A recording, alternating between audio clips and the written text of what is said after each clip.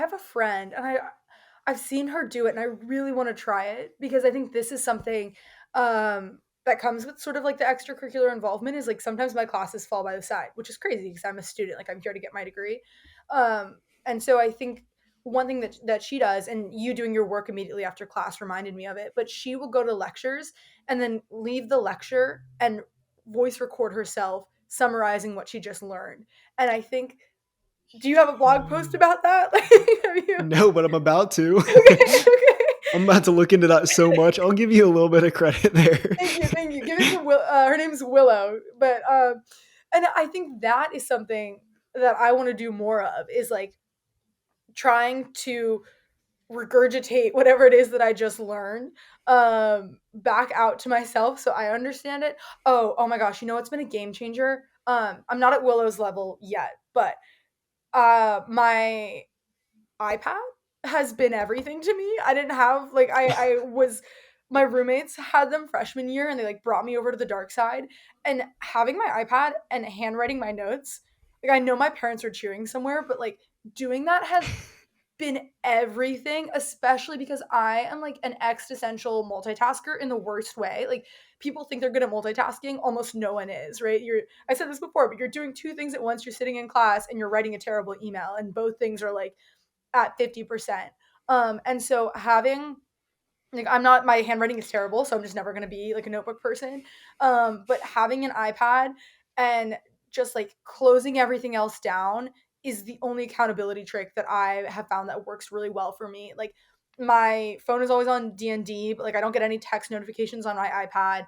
Like really shutting all of that stuff down, having a platform that I like UNC has a Microsoft access for all students. I use OneNote for everything. Having something like that has been really, really helpful. And I've started to get a lot more out of my classes because of it. I will say I have one professor who's like a no tech classroom, and I'm learning the most in his classroom right now. So it's probably a sign that I should drop the iPad as well and like use my notebook. But I think the iPad feels a little bit more manageable for me right now, just 'cause, like I can interface it with my computer more easily. I like that. It reminded me of a couple of things. I mentioned this in a podcast that I don't know when it's going to be out, but I filmed it the other day. I want to show you this so bad. Okay. I'll even put my phone in color for this. Oh, There's this thank thing you. called the learning pyramid. And basically what it is, hopefully this shows like correctly for you, but I'll describe it to you. So it's like a pyramid here. I don't Mhm. know if it's backwards or not for you, but at the bottom, it basically runs through retention rates. Okay. So it's like at this top, it's 5% is like whenever you're hearing somebody speak about it, like a lecture. Then Mhm. it goes all the way down, like reading, audio, demonstration, all the way down to teaching others. And a hack that I've tried this, I do it for some of my classes every now and then, but I usually do it for outside whenever I want to study or learn things like this book. What I'll do is I'll go to a classroom and I'll either take like a lecture or a course online or just be finished reading some of this book. And then I will fake teach a class. Now, it sounds like a little crazy because there's no one in the room and we have glass windows, like even in the room where I'm in right now, where people can see into you. And I will fake teach the entire class, like write everything out on the board that I just did.